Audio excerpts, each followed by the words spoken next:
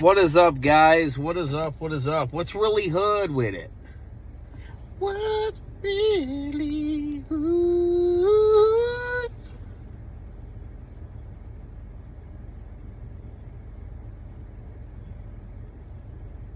Got PS1 loading screen there real quick. Whew. Anyway, how's it going today? Figured I'd leave you guys one here. Real good video by Gaming Off the Grid. Their latest video. Talked about basically over generations of you playing video games, or I should say decades or something. How it's changed. How has it changed for you? How has it changed? Well, I'll tell you how it's changed for me. Basically, I started out as a really young kid, obviously playing all the retro. So, I mean, that goes without saying. That was a lot of, huge fan of beat-em-ups, huge fan of sports games, your platformers and stuff too, you know, your Crash Bandicoots. I mean, I played a whole bunch of stuff. I was a kid, you know, going all the way up to PS1 and everything. What I really wanted to, talk about here was like how I'm not into playing online gaming like anymore. And I think that's something that happens with age, so I was young and I played pretty much everything. And then I got to the point where I was like nearing 20. And that's when like online gaming really started to get heavy, was during like 16, 17, 18. Pretty much like 18 to 20 is when it really started going. And it went from there with your like Call of Duties, your Halos and stuff like that became really popular. Madden Online was definitely a big deal. Had some MLB games and stuff like that. I used to be really, really, really, really into online gaming with sports and stuff like that. And like I said, Call of Duty. I mean, Call of Duty Modern Warfare 2 and 3 were some of the most insane launches I've ever seen. I mean, that had to have been the most hyped people were for a game in a long time. I mean, going to the GameStop, waiting in line, and just couldn't wait to get home. And yeah, it was not about any other game mode except for going online and playing Team Deathmatch and all Free-for-All and all those other games, It was never about, oh my God, I can't wait to get home and play the campaign. No, that's not why people were playing it. Not at all.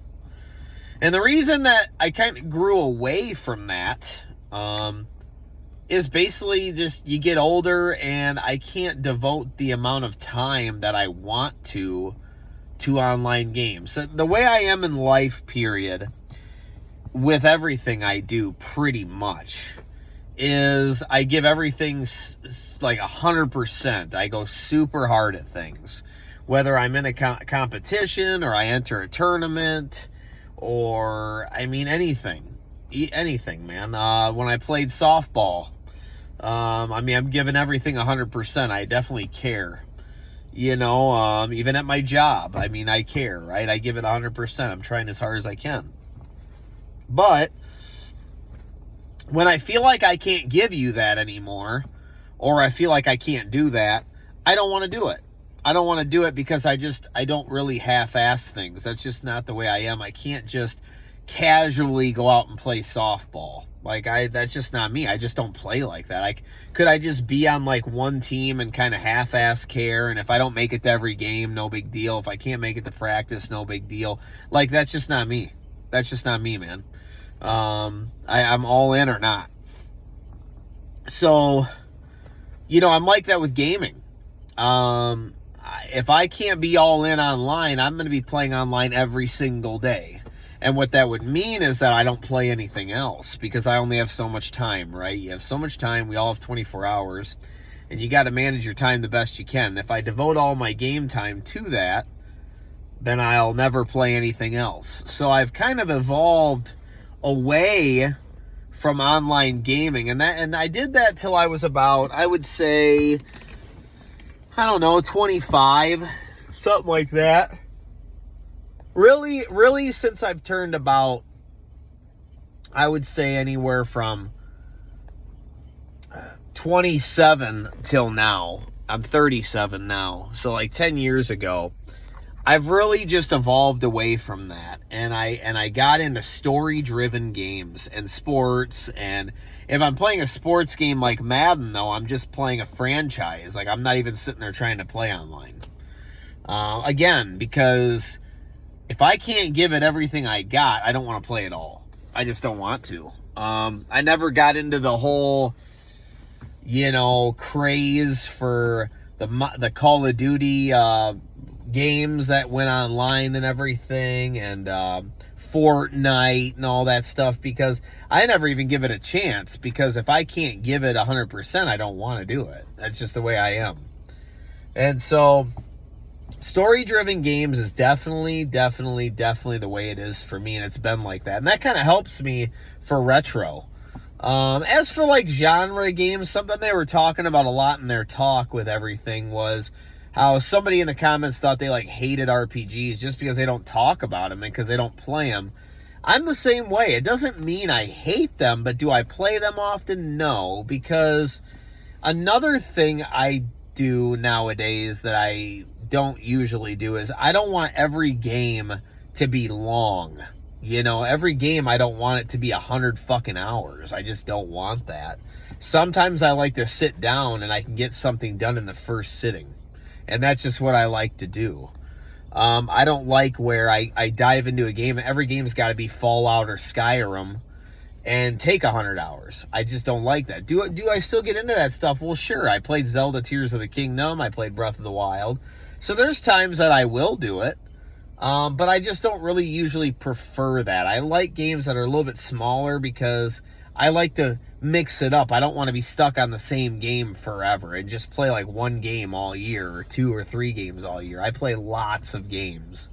And so as you guys could tell on the channel, like I'm always working on another No Death run, or I'm playing some playthrough of a game I've never beaten before. And I try to have like an agenda of like, what am I going to work on? What am I going to do? But that doesn't mean I hate like RPGs or something like that. So, when you get older, I feel like where I'm going with this is I've gotten to where time is of the essence, right? So I like shorter stuff. That's like really the sweet spot for video games, I would say, is kind of like your PS2 era, where things were 5 to 8 hours long. I'd say like that's a really good spot. But I like the good old retro too, man, where you can get something done in 45 minutes or an hour or something like that. I love that too. It just depends. Like, I love a good old NES game that's really cryptic and takes me like 4 hours, 5 hours. When we played through like Battle of Olympus and all that stuff, I thought that was fun. So yeah, as I've gotten older, I like those more shorter experiences more than I like diving into something gigantic all the time. I definitely don't think that's what you need in a video game, is every game needs to be super long and detailed and stuff like that. That's just not really my thing. But yeah, that's something they were talking about, and just kind of talking about their video game journey, if you will. And nowadays too, it's just, I really like to play retro games that either 1, I never played, or 2, I never beat, that I always wanted to see the end of it. And sometimes it's not necessarily that they're good games, it's just you want to see the end of it. You want to see what it does. You know what I mean? You want to see, what that last boss looked like. Like, that's kind of like my whole thing behind something like Batman Forever. I kind of just want to see the end of it. Like, what happens at the end? Like, you look at the movie, you look at this, I want to fight the Riddler. I seen him in the game, and that was really exciting. It was exciting when you first seen Two-Face, and just seeing what they did with the levels. Like, what do you do in the game? And I always thought that was kind of fun, So yeah, that's kind of why, that's the reason behind that too. I don't necessarily just look for, oh my God, this great game. Sometimes I'm playing a game and it's out of pure curiosity, like the Page Master, when I was just telling you guys I was trying that. That's just a game I wanted to go back to that I had when I was a kid, And I never really got to the end of it. I never really seen it. So I just wanted to check it out. When I beat stuff like Dragon's Lair, you know, I had never seen the dragon before. I just wanted to see it, you know, like what does it look like? What do you do? How hard does the game get? How close was I near the end when I was a kid? You know, stuff like that. And it's not that they're good games, but it's just the pure curiosity of wanting to see them. And I want to experience it. You could say, well, you can just look up gameplay. Yeah, that's boring though. Like I want to like go through it myself and check it out, you know? Even beating games like Wolverine on the NES and stuff like that. A lot of that was just wanting to do that experience. Terminator 2 Super Nintendo is a pure example of a game that I'm well aware is not great, but I kind of just want to see all the levels, and I just want to see what you do. You know, I just want to see, does it get any better? Is it kind of cool? Like, what levels do you go to? How does it control? I just want to be able to go to the end of it. I just want to see it, you know? Even though I'm well aware that it's really, really bad, but I just want to get through it, you know, and check it out. So, sometimes that can be kind of a waste of time. Sometimes it can be annoying, but you know, I try to space out games that I know are good versus games that I don't know. You know, I try to do it in bunches and try to figure it out, because I'm also a system guy, like I said in the last video. I also go through spurts of like PS2, NES, Sega Genesis, Super Nintendo, you know, whatever. So it's all a mixture of that. Like I'll look at, I feel like playing a Sega Genesis game. Well, what games do I have to beat? Well, I want to try to play a good game, so I'm going to go over here. But the backlog and the amount of games to play is just so fucking many, dude. So many, and not enough time. So that's always the big fight you have with trying to do it. But you just try to.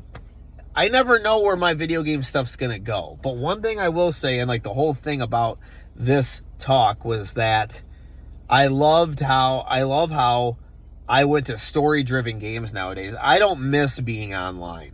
Like, I don't miss playing like that. I don't miss that type of gaming. I am very, very happy that I do not do that anymore. Because it takes so much of your time. Dude, I used to put so much time into games like Call of Duty, because it kept track of your time on the leaderboard.